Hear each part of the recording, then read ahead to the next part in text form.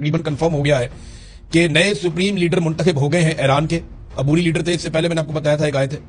तो जो नए सुप्रीम लीडर मुंतखब हुए हैं वो आयतुल्लाह खामनाई के साहबजादे मुंतखब हुए हैं। इनका नाम है जी मुज्तबा खामनाई। अब इनके बारे में चार चीजें मैं आपको आज बता देता हूं, फिर तफसील से हम बाद में बात करते रहेंगे। 56 साल इनकी उम्र है।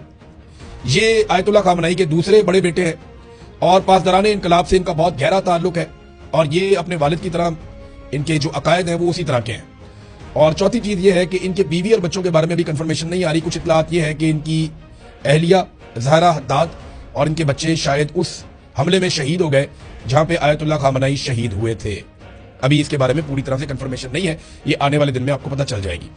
अब अमेरिका और इसराइल हमला तो कर रहे हैं ईरान के ऊपर, लेकिन उनके लिए बड़ा प्रॉब्लम यह है कि वो साइट्स किधर हैं जहां पे ये मिसाइल पड़े हुए हैं या तैयार हो रहे हैं। ईरान ने बहुत बड़े पैमाने पर मिसाइल तैयार करके छुपाए हुए हैं, किसी को भी इस बात का अंदाजा नहीं है।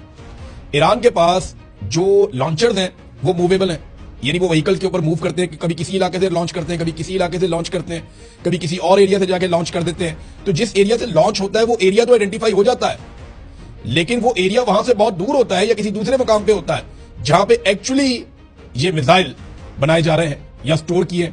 तो अमेरिका उन साइट्स को ढूंढ नहीं पा रहा, और अगर ढूंढ भी ले तो वो जमीन के अंदर 500 मीटर तक गहराई में है।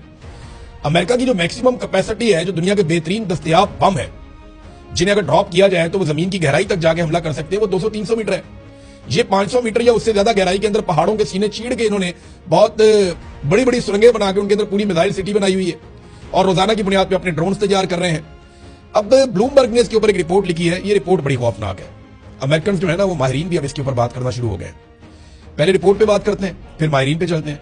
ब्लूमबर्ग की रिपोर्ट जो है वो मंजरकुशी कर रही है और वो ये बता रही है कि ये जंग हथियारों की कीमत और तादाद का खेल बन गई है आहिस्ता आहिस्ता। ईरानी ड्रोन $20,000 में तैयार होता है और इसे रोकने वाला जो पैट्रियट दिफाई मिसाइल का निजाम है वो $4 मिलियन का आता है। यानी $20,000 का एक ड्रोन रोकने के लिए आप $40 लाख का एक मिसाइल इस्तेमाल करें, और बाद औक़ात वो एक मिसाइल से बच जाए तो दूसरा और तीसरा इस्तेमाल करें। तो ये तो एक पागलपन है। इसकी मिसाल ऐसे है जैसे एक बच्चा कंकर मार रहा है और दूसरा बच्चा उन कंकरों को सोने की बॉल्स के साथ रोक रहा है। तो नुकसान किसका होगा इसका आप अंदाजा कर सकते हैं। ईरान अगर 20,000 ड्रोन भेजता है इस लड़ाई के बीच में तो उसको रोकने के लिए कम से कम $80 अरब लगेंगे। ये इतनी बड़ी अमाउंट है कि आप इमेजिन नहीं कर सकते। एक अरब डॉलर के लिए मुल्क जो है ना वो तरसते हैं।